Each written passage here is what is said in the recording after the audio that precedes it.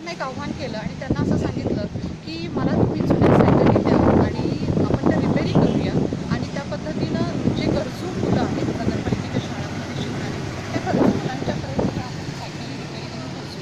त्याप्रमाणे आज इचलकरंजीमध्ये जवळजवळ जितके NGOज आहेत, मोठे NGO आहेत, ते मला जॉईन झालेले आहेत आणि त्या पद्धतीनं आम्ही आव्हान केल्यामुळं आज जवळजवळ 70 सायकली आमच्याजवळ जमा झालेल्या आहेत आणि अजूनही आम्हाला अपेक्षित 40 ते 50 सायकली अपेक्षित आहेत.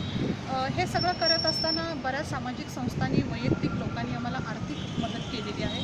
कारण लोकांच्या सहभागाशिवाय, लोकांच्या मदतीशिवाय हा उपक्रम पूर्ण होऊ शकणारा नव्हता आणि त्यासाठी लोकांना आव्हान केल्यानंतर खरोखर तुम्ही एखादा चांगला उपक्रम करत असाल तर लोकं तुम्हाला नक्कीच मदत करतात. याचा पुनःप्रत्यय आम्हाला या माध्यमातून ह्या उपक्रमाच्यामुळं आला.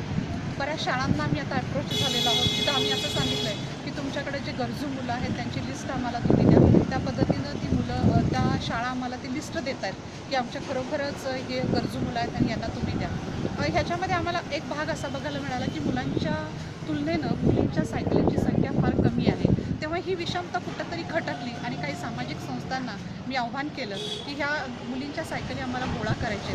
तर त्यांनी अगदी वैयक्तिकरित्या मुलींच्या सायकलिंगसाठी म्हणून आम्हाला फंड द्यायचं मान्य केलं आणि त्या माध्यमातून आम्ही आज 40 मुलींच्यासाठीच्या सायकली आम्ही गोळा करतो. तर अशा पद्धतीनं एक सहकार्यातून समाजसेवा काय असतं याचं एक उत्कृष्ट उदाहरण म्हणजे आज इचलकरंजीमध्ये चाललेला सायकल रिसायकल हा प्रोजेक्ट म्हणावा लागेल. खूप चांगला प्रतिसाद आम्हाला इचलकरंजीच्या लोकांनी दिलेला आहे. चांगलं आर्थिक म्हणजे मदत पण केलेली आहे. अजूनही बऱ्याच गोष्टी अपेक्षित आहेत.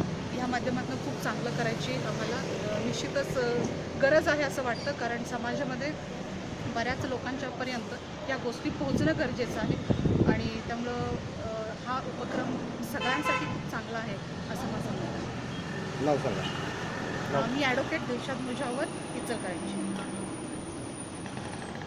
या प्रोजेक्टमध्ये फक्त महिला नाही, सगळ्या NGO